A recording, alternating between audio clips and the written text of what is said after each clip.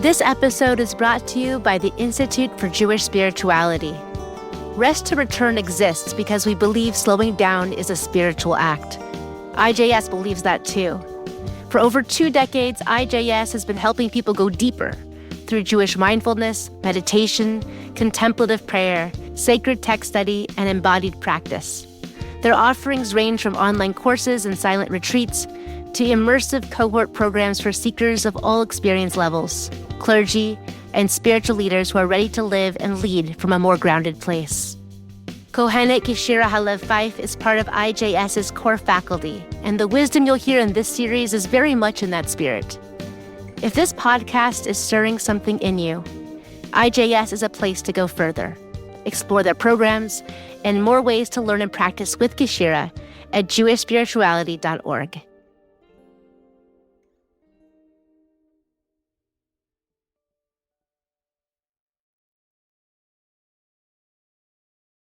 Some years ago, I attended a large Jewish gathering.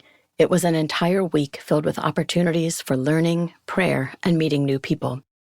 After a full and beautiful week, Friday evening arrived, and I found myself at a Shabbat dinner, seated beside a man I had somehow not met during the week. He was a rabbi, maybe 15 years older than me, and he took some interest in my work and what had brought me to the convening. I told him that I was a Kohenet. He had never heard that title before, so I explained that I'm a Jewish spiritual leader whose work is grounded in earth-based, embodied, counter-oppressive practice. This was not a new experience for me, and I knew the drill, since most people follow up with a question of, "But what do you do?" Or, "But why didn't you just become a rabbi?" I'm prepared to respond to those questions, but I was not prepared for what came next. He looked me in the eye and asked, in a surprisingly kind way, "You know that's not real, right?" I took a breath and smiled at him. I'm not sure how that could be, because I feel so real. The conversation took some twists and turns from there, and ultimately we parted on pleasant terms.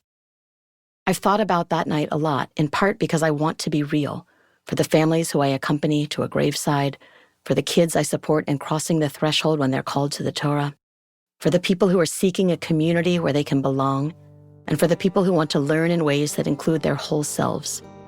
For all these people, I'm committed to being real and to holding spaces in ways that allow them to be real too.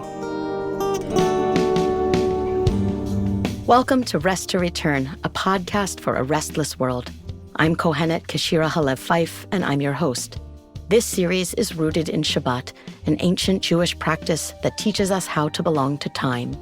Here, rest is a sacred rhythm woven into who we are. We continue by gathering around a single question: what makes time sacred? This is an invitation to return. Sacred time starts now.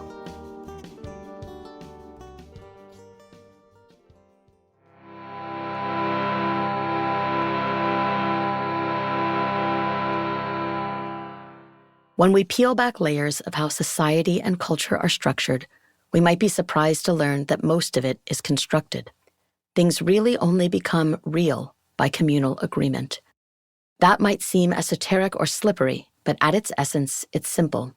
Things become real when they feel real to enough of us that we act like it. Time and gender are society-wide examples of this, but we experience it at various scales. From fashion trends to women wearing talit, there's a tipping point at which enough people buy into something. Legitimacy arises from collective consent, not from declaration alone. This happened to me almost by accident. More than a decade ago, I decided, without any credentials or even an invitation, to host a Kabbalat Shabbat gathering. We came together outside on a beautiful summer's night, and as I got up in front of the group, I suddenly felt like we were playing shul, the way my friends and I used to play school when we were kids. In those days, we all agreed that someone was the teacher, and then we all played our roles. In this case, everyone agreed that I was the leader, and they were all willing to play along, singing to their heart's content. They even got their kids in on it. Before long, Kabbalat Shabbat went from being an occasional event to a monthly gathering, and along the way, high holiday services and a Jewish education program developed too. As each thing emerged, I would assess by asking myself, do enough people believe in this for it to become real? And then I'd wait, watching registration numbers climb and fielding calls from the parents of prospective students. It seemed that somewhere between my dream of an inclusive, musical, magical community and their yearning for a place where they could belong sat the possibility of something becoming real. All it took was for us to agree that we'd keep going and growing, and so we have. Some might assume that this endeavor was intended to be entrepreneurial or simply filling a need, and it might be that those things are true. However, Kesher Pittsburgh didn't start as a business idea or a desire to be all things to all people. We had a very specific idea in mind of who our community was, and importantly, we believed that we had the agency to create it. Along the way, we've become even more clear about who we are and what our sacred purpose is, and we've become more bold about expressing it. Put another way, we trusted that we had the capacity to create, and we knew that we could name things toward creation. Why would I think that? Especially in the face of people with more authority questioning my realness? Because I was created B'Tselem Elohim, in the image of the divine, and it's among the most compelling pieces of Jewish wisdom that I've encountered. In the very first chapter of the Torah, we find written proof of our own divinity. Vayivra Elohim et ha'adam b'tzelmoho, b'tzelem Elohim. And God created humankind in the divine image, creating it in the image of God. By the transitive property, we can then conclude that if God is a creator, and we humans are created in God's image, then we too have the ability to create. In order to create, however, we must first be able to dream. I once heard someone say that it's impossible to dream without resting deeply enough to get to REM sleep, which means that capitalism, by keeping us chronically under-rested, is robbing us of our ability to dream. Jewish tradition teaches that dreaming is 1/60th of prophecy. Without dreaming, we lose access to imagining our future. We have no way to weave Olam Haba, the world to come. When we rest deeply enough to dream, when we make space for prophecy, we emulate and embody divine source through how we love and lead, build and weave, through relationships, and yes, through our work. All of this mirrors creation. Through our words and actions and dreams, we create worlds every day. This idea has informed one of my strongest values, the idea that every person on the planet, no matter the color of their skin, the size of their body, their gender, their class, whatever identities they carry, they are created as the very embodiment of the divine, and they should be treated as such. But that's not all. This text taught me that it also includes me, that I carry a divine spark inside of me, and that I have the ability to create worlds. And it might seem obvious, but it bears saying explicitly, it includes you too. You carry a divine spark inside of you, and you have the ability to create worlds. This is helpful as we construct the world we deserve and desire because it invites us to combine our creative agency. And it's also tremendously potent when we consider how it intersects with our understanding of time. As I said in episode 5, fundamentally, time is rooted in natural cycles. From the smallest measure of natural time, the rega, or the blink of an eye, we can stretch the slinky of spiralinear time to the cycle of the Jubilee, which is the 50th year after 7 Shemitah cycles of 7 years each. Jewish time moves according to a solar-lunar cycle, not inherently, but because we've ascribed meaning to those cycles, both through our sacred text and through the ways that we celebrate holidays and seasons. It also moves with the weekly cycles of time, through our communal agreement about the importance of Shabbat, even if we have varying practices that mark it as holy. For some of us, we take a traditional route of lighting candles, switching things off, gathering for a Shabbat meal, and allowing sacred time to unfurl before us. For others, we might mark this time through modern ritual.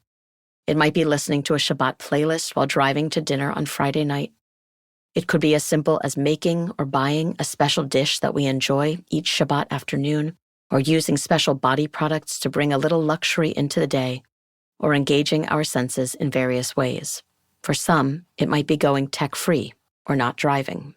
For me, Shabbat is marked by holding a loving boundary whereby I don't accept any obligations beyond leading Shabbat services every now and again. I do this to create contrast from how I move through the rest of the week, overscheduled and experiencing time in 1-hour increments.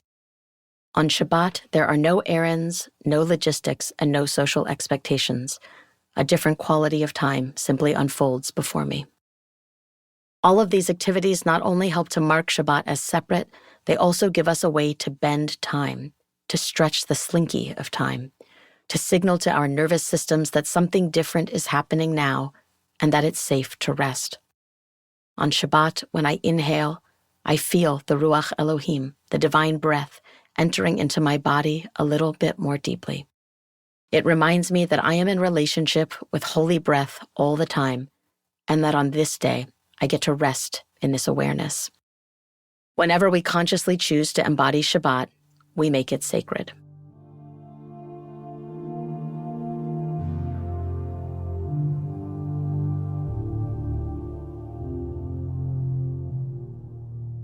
A question arises: does Shabbat really happen if we don't pay attention to it?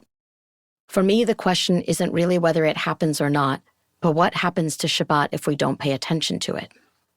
One definition of God is the constant and eternal unfolding of time and space. Needless to say, this doesn't require our agreement or even our involvement to unfold. However, if Shabbat comes and goes without us sanctifying it, without remembering it, without beautifying it, without keeping it, we begin to lose something, if not individually, then collectively. And if enough of us let it pass without honoring it in some way, it will eventually lose its potency. It will become just another day to enough of us that the Shabbatness of it will cease to matter.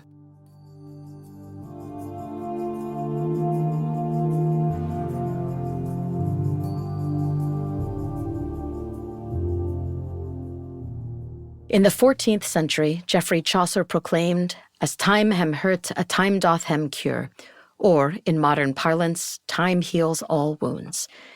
It's a beautiful sentiment, but as it turns out, it's not quite true.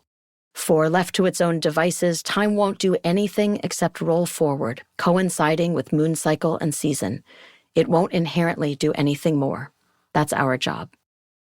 If I were to go head-to-head with Chaucer, I would counter him by saying, time doesn't heal all wounds, but what we do with time might. That is to say that we have a role in making time matter. And extrapolating from there, it's really the way that we interact with time that makes it sacred. Every holiday, including and especially Shabbat, becomes sacred because we deem them to be, and then act accordingly. If that lands uncomfortably, consider what would constitute Shabbat if there wasn't a soul on the planet lighting candles or making Kiddush. Those two ritual acts are what officially start Shabbat and what make it holy. The very act of sanctification is a communal construct, no more or less than what makes food kosher or counting 7 days of Shiva. Put another way, a communally constructed relationship to time and its sanctification over generations are what we come to call tradition. Part of what makes tradition so powerful is that people have repeated it over a significant period of time, and each adjustment from their original inception tells a story about the historical context of the time in which the practice shifted. Making change and creating new constructs means bringing our agency to bear on tradition. This doesn't diminish it. These redefinitions, these shared agreements to widen some of our understandings of how things are done, they expand the possibility of belonging. When we understand and value the capacity for making, altering, and reconceiving of ritual and tradition, we shift the entire framework from asking what makes time sacred. The answer, of course, is we do. Who makes the future? We do, we do. Who makes the future? We do, we do. Time becomes sacred only through our conscious action, through our rituals and embodied experiences that mark a threshold that invites us in, through our willingness not only to declare time as sacred, but to practice as though it's true. Through our shared agreement that things are holy, we make them real.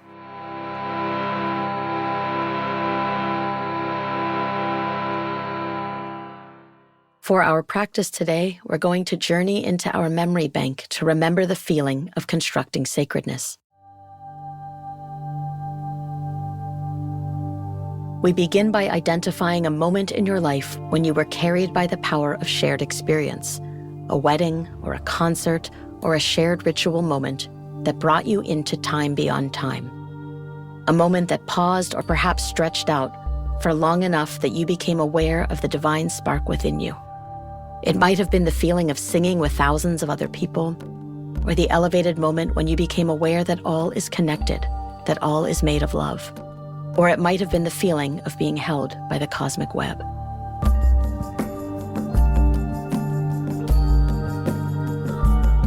When you touch in with that moment, what do you feel in your body? What sensations arise? Can you remember the energy that swirled, the feeling of being present in a moment that was stretching out enough to hold everyone?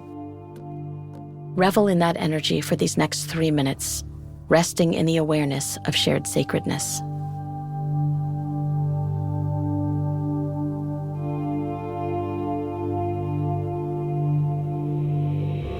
Lay it down, let it go. Feel the earth moving slow. Lay it down, let it go. Feel your heartbeat, you know. Lay it down, let it go. Feel the earth moving slow. Lay it down, let it go. Feel your heartbeat, you know. Lay it down, let it go. Feel the earth moving slow. Lay it down, let it go. Feel your heartbeat, you know.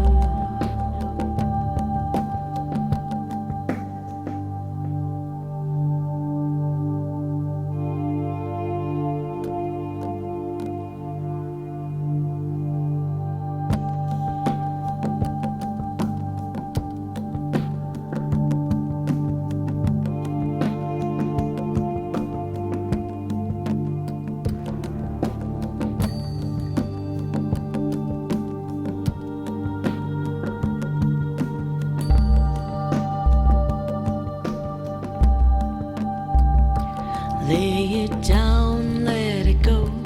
Feel the earth moving slow. Lay it down, let it go. Feel your heartbeat, you know.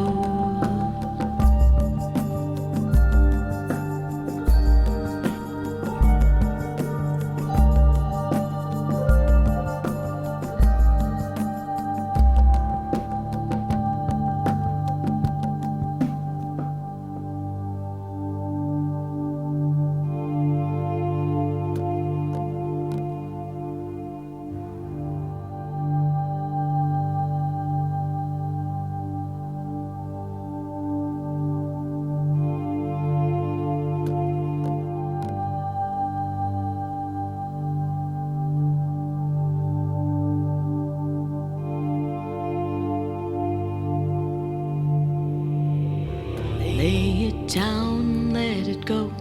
Feel the earth moving slow. Lay it down, let it go. Feel your heartbeat, you know. Lay it down, let it go. Feel the earth moving slow. Lay it down, let it go. Feel your heartbeat, you know. Lay it down, let it go. Feel the earth moving slow. Lay it down, let it go. Feel your heartbeat, you know. As we emerge from this practice, take a moment to notice how your body feels. You might take a kinesthetic snapshot so that you can remember how it feels to make sacredness with others. When the sun sets on Friday night and you prepare to welcome Shabbat, you might return to this feeling, to this moment, to the power of making sacred time together. Rest well, dear listener, and join us next week as we reflect on this journey, invite integration, and deepen into the practice of real-time rest. Lay it down, let it go. Feel the earth moving slow. Lay it down, let it go. Feel your heartbeat, you know. Lay it down, let it go. Feel the earth moving slow. Lay it down, let it go. Feel your heartbeat, you know.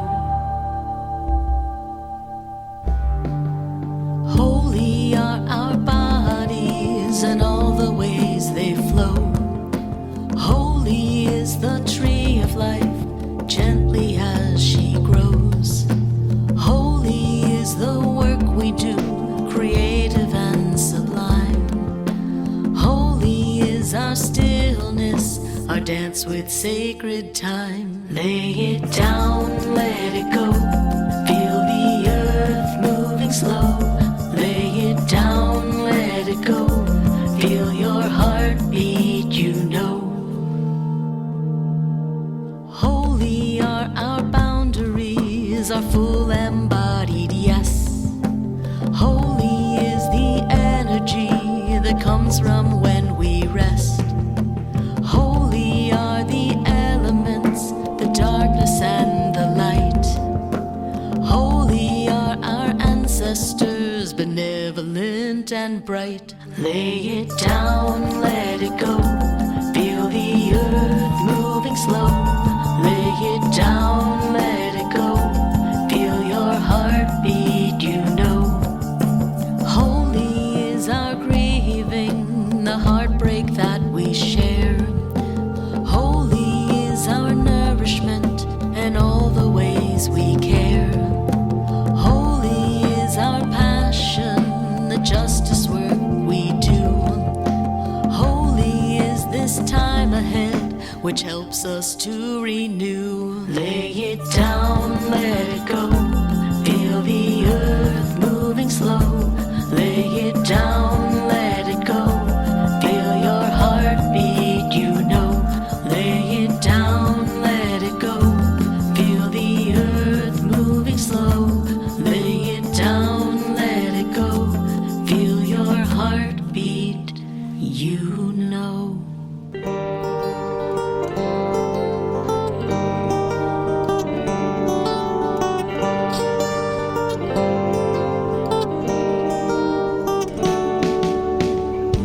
Gratitude to Living Camphor Foundation for Living Torah for making Rest to Return possible.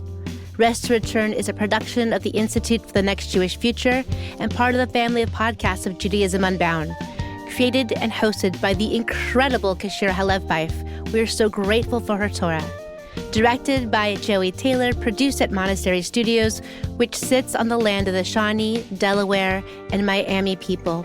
Sound engineering by Justin Newton. Original music by Keshira haLev Fife. Arrangements by Rich Hordinsky. And art by Katie Kasner.